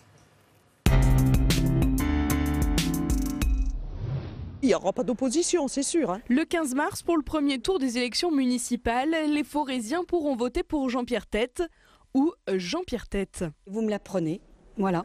Personnellement, je l'aime bien, il n'y a pas de problème parce que bon, après les gens ils critiquent toujours, mais voilà. Nous, on est bien contents, mais bon, voilà, il faut une opposition, c'est sûr, c'est pour que ça marche mieux, voilà. C'est pas normal, c'est sûr, c'est pas normal non plus, parce que bon, disons qu'on n'a pas le choix, on peut pas, mais bon, s'il n'y a personne qui veut se présenter... Le maire de Feurs annoncera sa candidature à un 3e mandat le 24 janvier. Dans l'opposition, personne ne semble avoir envie de piquer la place que Jean-Pierre Tête occupe depuis 2008. Au Rassemblement national, on se concentre sur les grandes villes et les 2 conseillers municipaux s'attaquent cette année à Saint-Étienne. Dans tout, je dirais, ce milieu du département, il y a des communes qui mériteraient effectivement beaucoup plus de présence de notre part et d'attention. Feurs est une ville qui effectivement se développe bien, est attractive et tant mieux. Je dirais. Bon, on a été l'aiguillon entre guillemets d'opposition pendant quelques années. Je crois qu'il a fait certains choix avec, je dirais, tenant compte un peu de nos remarques, eh bien, il en a tenu compte d'ailleurs dans certains cas de figure, et tant mieux. Et je le remercie d'ailleurs. Je le remercie au nom des habitants de Feurs, hein, c'est tout. À gauche, on n'a tout simplement pas réussi à trouver un leader. Johan César, candidat en 2014, s'est retiré de la partie, mais il regrette de ne pas avoir pu passer le flambeau. Ce qui nous manque vraiment, c'est une tête de liste en fait, parce qu'après...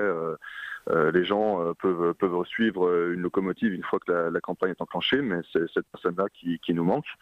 Et ensuite, on peut tout à fait faire une liste, hein, mais le souci, c'est qu'on manque d'une personne d'envergure qui puisse mener ce combat, quoi. On ne pourra pas proposer aux Forésiens un choix en mars 2020 pour l'instant. La ville de Feurs est dirigée par un maire de droite depuis 2008. La suite de l'histoire semble déjà écrite, facile, même si le maire reste sur ses gardes. Les Forésiens et les Forésiennes en 2001, ils m'ont donné une leçon.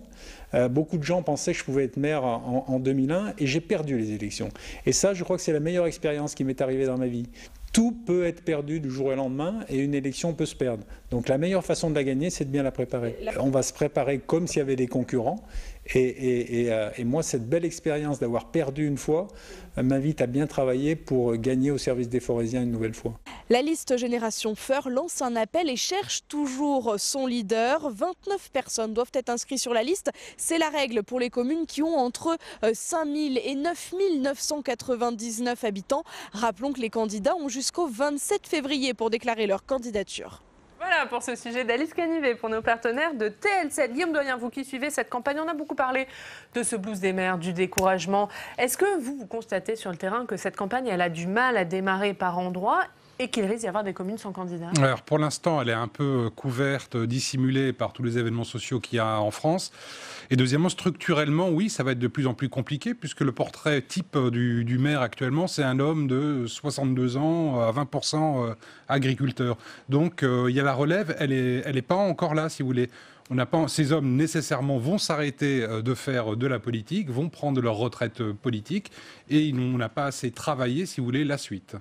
Allez, on va continuer à parler des municipales. On va se pencher sur une ville, la capitale, Paris, puisque un sondage est paru hier, sondage IFOP pour le journal du dimanche, avec les intentions de vote pour Paris. Alors même si c'est compliqué Paris, parce qu'il y a 17 élections, et là c'est un sondage sur les candidats qui visent le poste de maire de Paris, c'est Anne Hidalgo qui arrive en tête avec 25% des voix, suivi de Rachida Dati avec 19%, et surprise, Benjamin Griveaux derrière à 15%. Est-ce que finalement, c'est Rachida Dati, la principale adversaire d'Anne Hidalgo? C'est un sondage, effectivement, en tout cas c'est un sondage qui est important, bien évidemment. Il y en aura d'autres, il faut voir aussi comment se déploie la campagne, parce que comme le rappelait Guillaume assez justement, pour le moment, je pense que les Parisiens n'ont pas du tout la tête dans les municipales, ils sont vraiment en première ligne par rapport aux mouvements sociaux.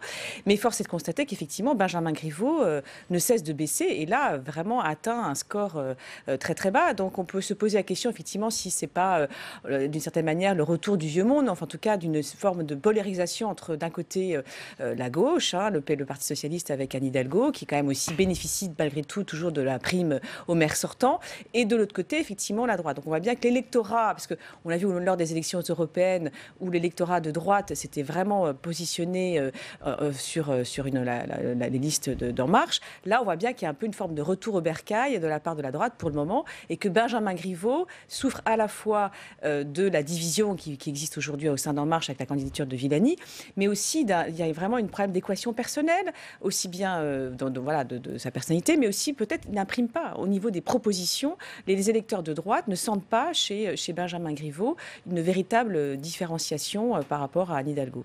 Benjamin Griveaux à 15%, Cédric Villani à 13%. Est-ce qu'il y a un double effet? Est-ce qu'il y a la personnalité de Benjamin Griveaux qui n'imprime pas, comme le dit Pascal Tournier? Et est-ce que Rachida Dati, par sa campagne, elle réussit à ramener à elle les électeurs de droite? Alors la personnalité, très certainement. Finalement, Benjamin Griveaux est assez clivant et c'est vraisemblablement la raison pour laquelle aujourd'hui, il ne parvient pas même au sein de l'électorat d'En Marche à réunir une majorité de suffrages très nette autour de sa personne lorsqu'on regarde les études d'opinion. La vérité, c'est qu'aujourd'hui, Rachida Dati n'est pas une mauvaise candidate pour plusieurs raisons. D'abord, elle rassure l'électorat de droite parce qu'elle est forte dans ses convictions. C'est-à-dire, c'est quelqu'un qui se réclame sans ambiguïté de son camp politique. Elle a par ailleurs une équation personnelle qui fait qu'elle peut finalement combiner deux sociologies. La sociologie très bourgeoise, celle de son arrondissement, le 7e arrondissement de Paris, mais aussi une sociologie qui est plus populaire. Et donc, elle a, de ce point de vue-là, une martingale qui n'est pas inintéressante et qui fait qu'elle résiste bien.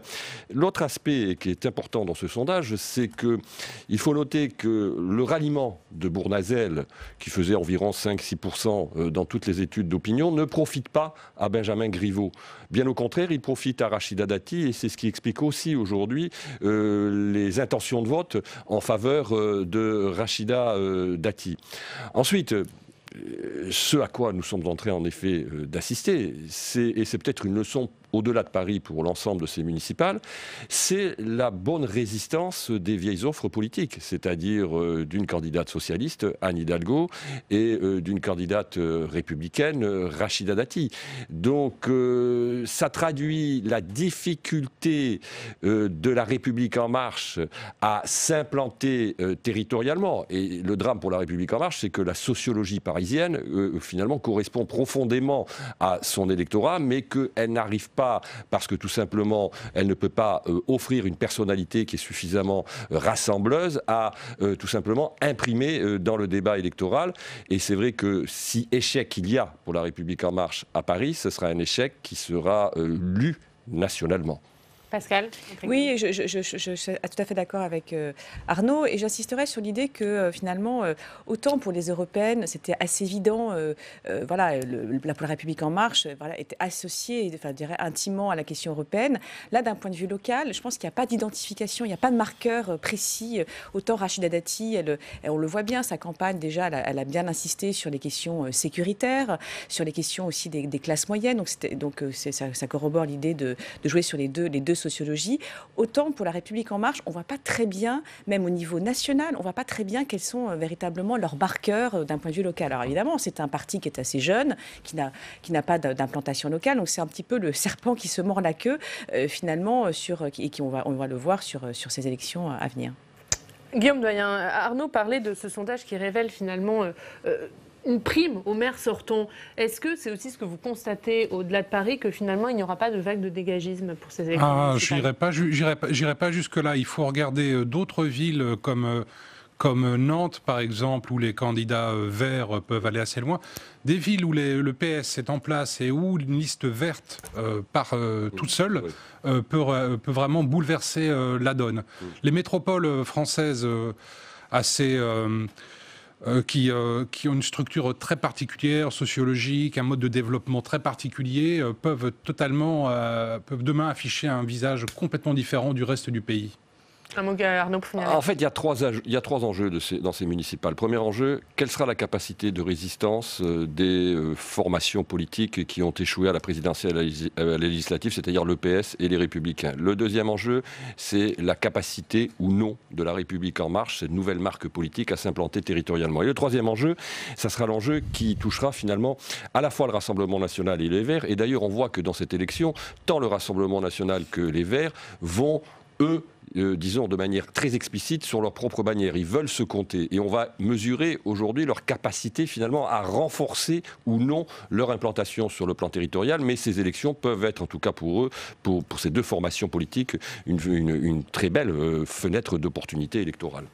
Oui, je partage. Et juste pour conclure, c'est qu'effectivement, on voit bien que pour le Rassemblement national et Europe Écologie Les Verts, ce sera aussi une rampe de lancement pour la présidentielle. On l'a vu d'ailleurs, Marine Le Pen déjà a plus ou moins annoncé sa candidature. On voit bien que Yannick Jadot, plus que moi, mais... voilà, que Yannick Jadot aussi est sur cet axe-là. Donc c'est effectivement fondamental pour ces deux formations politiques de pouvoir se compter pour ensuite, que ce soit une rampe de lancement pour la présidentielle. Et on continuera bien sûr de parler de ces municipales avec notamment demain à cette heure-ci un club des municipales dans Bonjour chez vous, et ce tous les mardis. On va parler d'un autre sujet, c'est la PMA pour toutes. La loi bioéthique qui comprend cette mesure arrive demain en séance au Sénat pour un examen de 2 semaines. Et hier, les opposants à la mesure ont donné de la voix dans les rues de Paris. Ils étaient 26 000 à manifester selon un comptage indépendant. Quentin Calmet et Jonathan Dupriez les ont suivis. On regarde.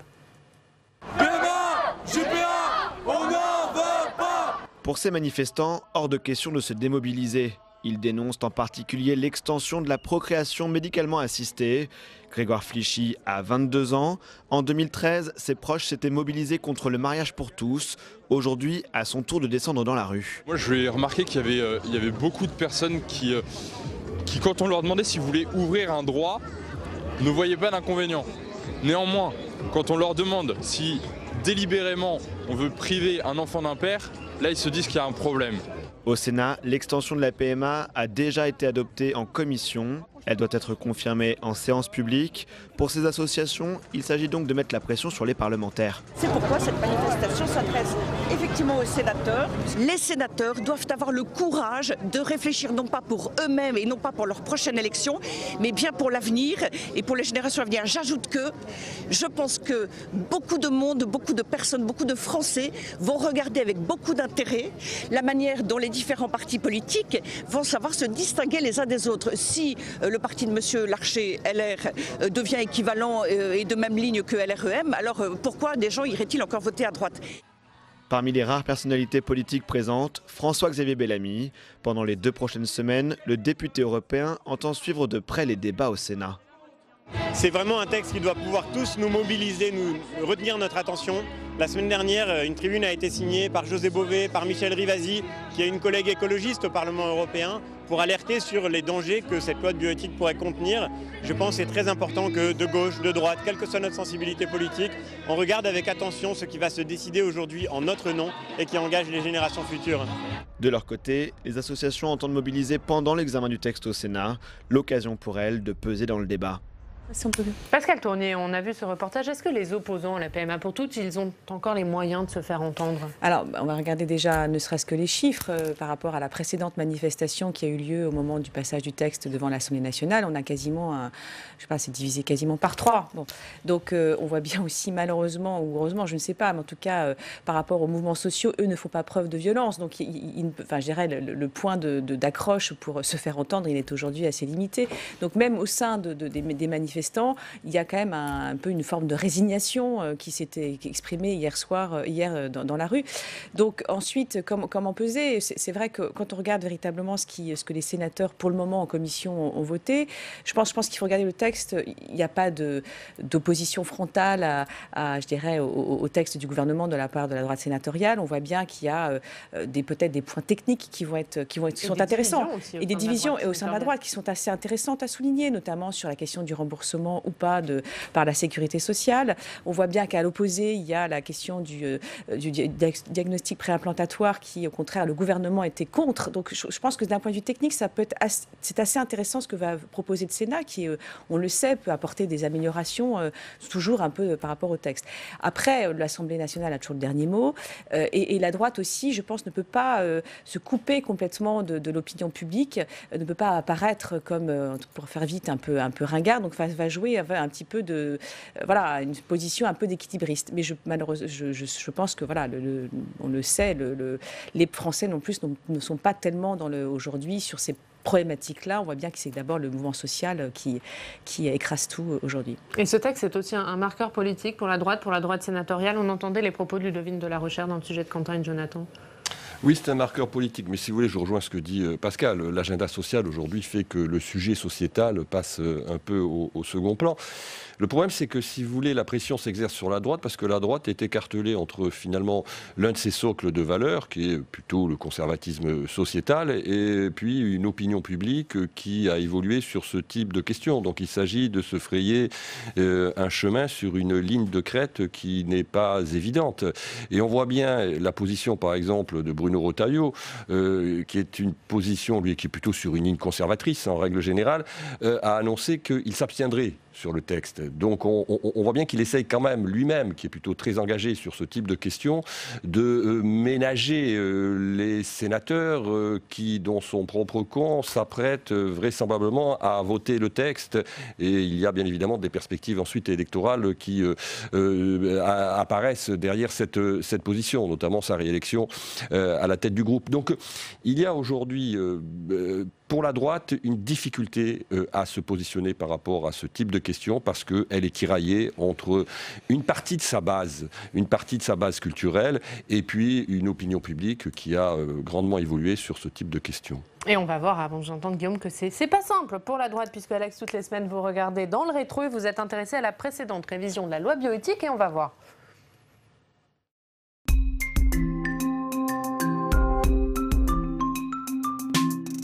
Et la précédente révision de la loi bioéthique, Alex, c'était en 2011. Et en regardant dans les archives, vous avez vu bien qu'il y a 9 ans, le Sénat avait ouvert la PMA à toutes les femmes. Et oui, ça paraît improbable. On peut se demander comment c'était possible. Il y avait un gouvernement de droite, une majorité de droite au Sénat. C'était il y a 9 ans, 2 ans avant le mariage pour tous. Mais malgré tout, le Sénat a bien ouvert en 2011 la procréation médicalement assistée à toutes les femmes. Alors c'était un amendement déposé par les sénateurs socialistes. Et regardez ce qu'ils disaient.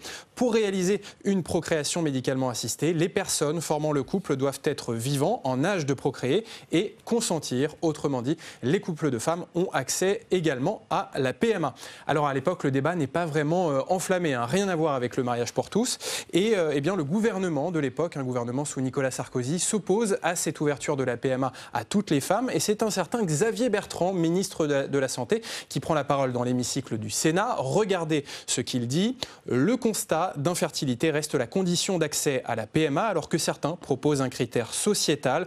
Le gouvernement n'est pas prêt à suivre cette logique. Avis défavorable. Et c'est en effet ce critère sociétal qui est défendu à gauche de l'hémicycle dans ce débat bioéthique. Et la sénatrice socialiste de l'époque, Halima Boumedienne Thierry, regardez, elle prend la parole dans l'hémicycle et elle affirme « Nous devons tenir compte de la situation d'infertilité sociale à l'origine de procréation organisée à l'étranger. La PMA est si populaire en Belgique que les Belges ont dû mettre en place des procédures particulières pour les Français qui veulent un bébé Thalys. » Et oui, à l'époque, on parle avec cette expression étrange de bébé Thalys pour les enfants français nés de PMA en Belgique. Alors après quelques minutes de débat, ça n'a pas vraiment duré très longtemps. Eh bien, une majorité de sénateurs en 2011 adopte l'ouverture de la PMA à tous les couples, également aux couples de femmes. Malheureusement pour cette majorité de sénateurs, l'Assemblée nationale en seconde lecture a supprimé cette mesure. Mais en tout cas, on peut dire que le Sénat sur la PMA pour toutes avait 9 ans d'avance. Et voilà, Alex, est-ce que ça illustre finalement toute l'ambiguïté de la droite sur ces questions, Guillaume Doyen? Sur cette question-là et sur les autres questions. Elle est piégée également dans le débat sur les retraites. Au fond, c'est une réforme qu'elle aurait bien aimé mener, peut-être pas sous cette forme-là quand même, mais poser un texte, porter un texte qui allonge la durée de cotisation ou qui déplace la borne d'âge, c'est ce que la droite classique aurait aimé faire. Et même, je dirais, 45 jours de grève et sortir apparemment vainqueur d'un long conflit social, c'est encore quelque chose qu'elle aurait aimé faire. Et là aussi, elle s'est retrouvée piégée. Ou dubitative, c'est pas comparable. Je crois que c'est pas tout à fait comparable. Disons que la droite sur la question des retraites, finalement, considère que le gouvernement, pour aller vite, ne va pas assez loin. C'est en tout cas la position, qui est la position notamment défendue par le président du Sénat. Donc il y a encore trop tôt d'abord pour savoir véritablement ce qui va se passer sur le dossier des retraites, même s'il semble que le mouvement social semble décroître. Là, on est véritablement avec la question de la PMA sur un sujet qui est un sujet qui touche aux valeurs profondes d'une partie de l'électorat de la droite. Donc, il faut réussir à continuer à conserver cet électorat tout en ne bradant pas un autre électorat qui, à droite, est favorable à ce type d'évolution. Donc, on est encore une fois sur un cheminement qui est un peu différent que celui du dossier sur les retraites. Et aujourd'hui, il y a un autre sujet derrière, parce qu'on voit bien que les gens qui manifestent contre la PMA pour toutes, eux, mettent sur la place publique la question de la GPA aussi, dont ils craignent qu'elle soit la suite finalement de ce projet de loi de révision des lois de bioéthique. Et là, on a encore une fois une droite qui va se retrouver vraisemblablement à un moment donné otage des évolutions de la société et il faudra qu'elle arrive à s'acculturer à ces évolutions-là. Oui, moi je partage l'avis d'Arnaud et j'ajouterais simplement que cet électorat, c'est aussi un électorat qui reste fidèle et que c'est véritablement l'un des socles de la République en marche. Des Républicains, pardon. Des Républicains, c'est un socle, c'est quand même principalement, souvenez-vous, c'était celui qui a porté, je dirais, à la victoire François Fillon. Donc cet électorat, il faut pas le perdre. On a appelé d'une manière un peu simple la droite Trocadéro, finalement. Oui, voilà, exactement. Donc il faut pas la perdre. Il faut pas qu'elle parte vers le Rassemblement national. Il faut pas qu'elle s'abstienne, parce qu'il faut quand même aussi voir on l'a vu tout à l'heure lors des propos de Ludovine de la Rochère, toute cette France qui a manifesté hier peut, je dirais, aujourd'hui, a aussi un regard vis-à-vis de la scène politique très critique. Donc voilà, on voit bien que les Républicains se sont quand même énormément racornis. Donc il ne faut pas perdre cet électorat. Alors en même temps, on l'a vu aussi uniquement miser sur cet axe sociétal. On l'a vu pendant les européennes avec la tête de liste François-Xavier Bellamy, qui pour le coup, lui, est resté fidèle à ses convictions, bien évidemment, ne suffit pas. Donc c'est toute la difficulté, c'est garder cette base tout en permettant un élargissement sur une droite plus libérale. Donc c'est toute la difficulté de la droite aujourd'hui. Oui, mais en fait, c'est ce que j'avais un peu l'impression d'avoir dit, sans comparer évidemment la densité d'un sujet sur la PMA avec les retraites. Tout de même, on parle d'une droite racornie, c'est vrai. Des républicains qui ont une base extrêmement étroite dorénavant et qui tombent dans les pièges, si on peut dire, de la République en marche. Un mot juste sur la réforme des retraites, Arnaud Benedetti. Non, je voudrais revenir Ouais, juste sur le allez-y. point de la République en marche. Pour Emmanuel Macron, cette réforme est importante parce que c'est un marqueur sociétal qui lui permet de donner quand même un signal à la gauche. Et comme il a globalement rompu bien nombre de ses amarres avec la gauche sur les questions économiques et sociales, il faut aussi pouvoir rééquilibrer. Donc il essaye de rééquilibrer sur le sociétal, ce qui pourrait en effet constituer d'ailleurs un appel d'air pour la droite. Parce que quand même, ce qu'il faut regarder, le résultat des dernières élections européennes montre que dans un certain nombre de bastions de cette droite conservatrice, plutôt catholique, la République en marche a fait une percée politique qui est non négligeable. À Versailles, à Neuilly, dans un certain nombre de communes des Hauts-de-Seine et même dans un certain nombre d'autres communes en France.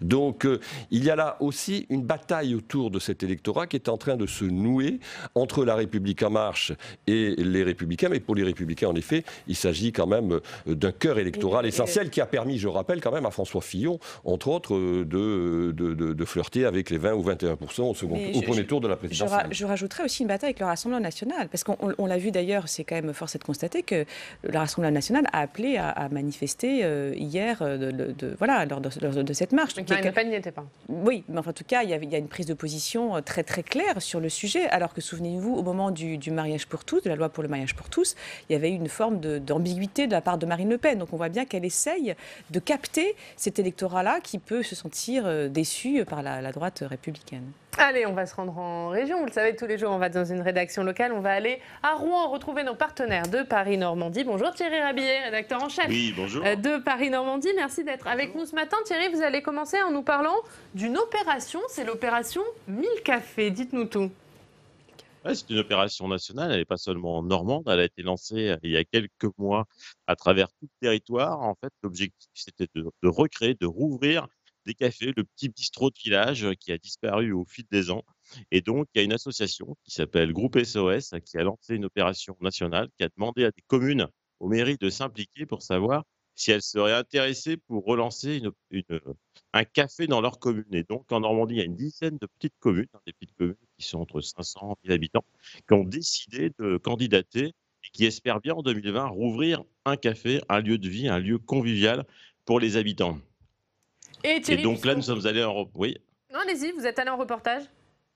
Oui, on est allé en reportage à Caules-Sainte-Beuve. C'est les Caulois, c'est pas les Gaulois, mais c'est quasiment à une lettre près, c'est un peu ça. Et c'est un petit peu l'esprit qui perdure dans ce petit village. Et la maire, Chantal Benoît, et quelques semaines des municipales, a décidé en fait de repartir. Elle hésitait pour savoir est-ce que je repars pour un 7e mandat dans cette petite commune de 480 habitants. Et finalement, elle s'est dit j'y vais parce qu'il y a ce projet qui est porté par la liste. On candidate, on espère avoir une réponse positive. On a retrouvé une maison. La mairie a racheté une ancienne demeure pour 16 000 €. Il y a quelques travaux à faire, mais elle espère bien pouvoir bénéficier de toute l'ingénierie de Groupe SOS qui bénéficie du soutien de l'État pour pouvoir rouvrir au cours de l'année 2020, ce café, c'est un lieu de vie pour elle. Elle dit c'est indispensable pour la vie d'un village. Donc, ce n'est pas seulement un café, ce sera un point presse, ce sera une boulangerie. Elle espère aussi attirer quelqu'un qui serait capable de faire un petit peu de restauration avec des produits locaux. Donc, vous voyez, ça dépasse bien le cadre simplement du petit noir du matin qu'on va servir, qu'on va prendre au comptoir avant d'aller au travail. Et on sent la préoccupation des maires sur ce sujet, puisqu'on est en pleine période de municipale. Un mot d'Édouard Philippe. Édouard Philippe qui est retourné dans sa ville du Havre ce week-end, Thierry. Oui, vendredi soir, en toute discrétion, lui, il n'a pas eu de souci d'exfiltration à l'endroit où il est allé. On l'attend, Édouard Philippe, depuis plusieurs semaines. Parfois, on l'attend, il ne vient pas, comme au vœu du maire Jean-Baptiste Gastine il y a 15 jours. Et là, vendredi soir, il a débarqué au vœu des associations patriotiques du Havre. En début de soirée, il n'a pas pris la parole, il s'est glissé dans l'Assemblée, il a discuté avec les uns et les autres, il a pris le verre de l'amitié et donc il s'est refusé à tout commentaire sur son destin havrais ou destin national. En tout cas, il est là, il vient régulièrement au Havre, il se glisse dans les associations, il parle beaucoup à Jean-Baptiste Gastine qui occupe aujourd'hui le poste de maire et on attend au Havre effectivement sa décision. Ça agace à la fois ses proches qui voudraient bien savoir un petit peu quand est-ce qu'ils vont pouvoir commencer leur campagne, s'ils doivent faire campagne. Dans l'opposition à gauche aussi, ça coince, ça agace puisqu'on se demande qui sera vraiment l'adversaire. Si c'est Édouard Philippe, la donne change beaucoup et bien sûr là, ça sera très compliqué pour la gauche de reconquérir le Havre. Donc on s'aperçoit que même quand il n'est pas là, on parle de lui et quand il est là, on essaye de l'apercevoir mais quand on arrive, il est souvent reparti. Voilà. C'est compliqué visiblement de suivre Édouard Philippe. On compte sur vous en tout cas Thierry Ravier pour suivre tous les lundis, je peux vous faire un petit point. Oui, voilà, un petit point Édouard Philippe tous les lundis. En tout cas, vous serez avec nous tous les lundis, bien sûr, Thierry, pour suivre cette campagne des municipales dans votre région. Merci beaucoup. On va regarder la une de Paris-Normandie aujourd'hui. On va la regarder ensemble, un partage entre générations. C'est à la une de votre journal. Merci beaucoup Thierry. On vous retrouve donc lundi prochain. Arnaud Benedetti, Édouard Philippe. Au Havre, vous y croyez? C'est un faux suspense? Écoutez, je n'en sais strictement rien. Ce qui est sûr, c'est que Édouard Philippe... Il envoie des signaux, en tout cas. Il envoie des signaux, il est très attaché à sa ville. Et puis, il est dans une stratégie aussi de différenciation en ce moment sur le plan de sa communication politique par rapport au président de la République. Il est en première ligne sur le dossier des retraites. Il essaye à la fois de montrer une forme de fermeté, mais une capacité d'ouverture et de négociation. Il assume une mesure qui n'était pas forcément voulue par le président de la République, qui concerne l'âge pivot, même s'il dit l'avoir retiré à titre transitoire. Il donne des signes à l'électorat de droite et puis surtout, il montre en l'occurrence que lui, il est un élu local, ce qui n'est pas le cas du président de la République. C'est-à-dire qu'il a une relation naturelle avec le local. Il appartient encore, lui, d'une certaine manière, au vieux monde. Il est passé par le cursus honorum de la République. Et donc, c'est une petite musique un peu différente qu'il fait en tout cas sentir par rapport au chef de l'État. Guillaume Doyen.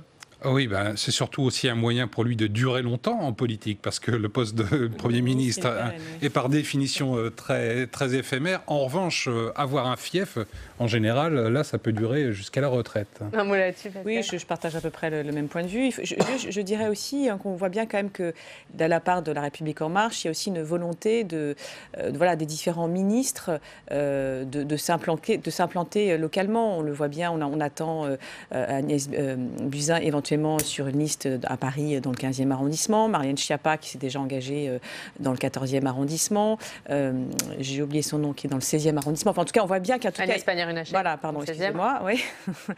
On voit bien que même Gérald Darmanin, qui est aussi, on ne sait pas très bien ce qu'il va faire dans le Nord, dans sa ville de Tourcoing. Donc, on voit bien qu'il y a aussi une volonté quand même d'affichage de la part de La République En Marche, qui justement souffre de ce manque d'implantation locale, de montrer que même au plus haut sommet de l'État, on a soit un fief comme Édouard Philippe, ou au contraire, on veut s'implanter localement.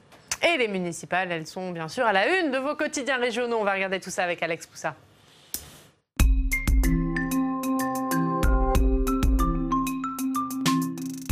Et Alex, on commence par Midi Libre. Et oui, coup de tonnerre dans la campagne des élections municipales à Montpellier, alors que le parti Europe Écologie Les Verts a lâché sa candidate Clotilde Olivier, qui était pourtant en tête dans les sondages dans cette élection à Montpellier. Mais le motif de cette distance entre le parti et la candidate, c'est un fossé qui se creuse entre Clotilde Olivier et les militants verts, alors que certains militants de la France Insoumise ont été intégrés à la campagne. Donc Midi Libre se pose la question, les cartes sont rebattu dans cette élection et qui est désormais favori pour prendre la mairie de Montpellier. Et voilà, suspense. À la une de l'Indépendant, des municipales aussi. L'indépendant catalan, lui, s'interroge sur la campagne à Perpignan. Perpignan qui est une ville très regardée, alors qu'elle pourrait tomber aux mains du Rassemblement national. Alors, si on regarde les sondages, le candidat du Rassemblement national, effectivement, Louis Alliot, arrive en tête avec 26% au premier tour. Mais pour lui faire barrage au second tour, il pourrait y avoir une alliance entre les Républicains et La République En Marche. C'est en tout cas ce que montrent ces sondages. Et cette alliance ferait barrage au Rassemblement national à Perpignan. À la une du Dauphiné, Alex. Le Dauphiné libéré s'intéresse aux communes où il n'y a pas encore de candidats. Et dans certaines communes de l'Isère notamment, il est nécessaire de faire des appels à candidature car il manque des candidats. On peut prendre par exemple la commune de Saint-Sorlin de Morestel qui est en quête de volontaires pour briller la mairie de la commune. Le maire sortant qui ne se représente pas a même organisé une réunion publique auprès de ses habitants pour tenter de susciter des vocations. Pour l'instant, ça ne marche pas vraiment. En tout cas, on rappelle la règle. S'il n'y a pas de candidat dans une commune municipale, le préfet est obligé de nommer une délégation spéciale pour diriger provisoirement la commune. Et on termine avec la montagne. Et oui, la montagne qui demande à ses lecteurs de se mettre dans la peau d'un maire, de devenir acteur de leur ville. Une vingtaine de questions est posée aux lecteurs pour faire remonter leurs préoccupations dans leur commune. Et avec ces réponses, le journal La Montagne pourra orienter son traitement journalistique de la campagne municipale. Eh bien, merci beaucoup Alex pour cette revue des unes. On va regarder vos unes. Pascal Tournier, la une de La vie de Pape, une église, point d'interrogation. Oui, écoutez, c'est suite, vous savez, à la publication du livre du cardinal Sarah qui alors écrit ou pas, de quelle manière avec l'ancien pape Benoît XVI. Donc effectivement, on raconte les dessous, ce que ça signifie, cette bataille entre aussi deux églises, deux courants dans l'église aujourd'hui. Et c'est donc à lire cette semaine dans La Vie, la une de la revue politique et parlementaire. Arnaud Benedetti, la science à l'épreuve de la société, et la une de la Gazette des communes cette semaine. Guillaume Doyen, la parité, c'est pas gagné. Un petit mot rapide. Oui, on vient d'en parler. Le renouvellement, c'est pas gagné. Et la parité non plus. Et la parité non plus. Voilà. Voilà, c'est à lire cette semaine dans la Gazette. Merci beaucoup d'avoir été avec nous pour ce club. On se retrouve demain dès 7h30.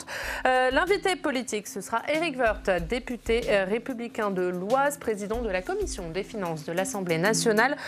Et puis demain, je vous le disais, club des municipales. Le premier dans Bonjour chez vous. On vous attend demain. Très bonne journée. La presse quotidienne régionale et les télévisions locales vous ont présenté le Club des territoires.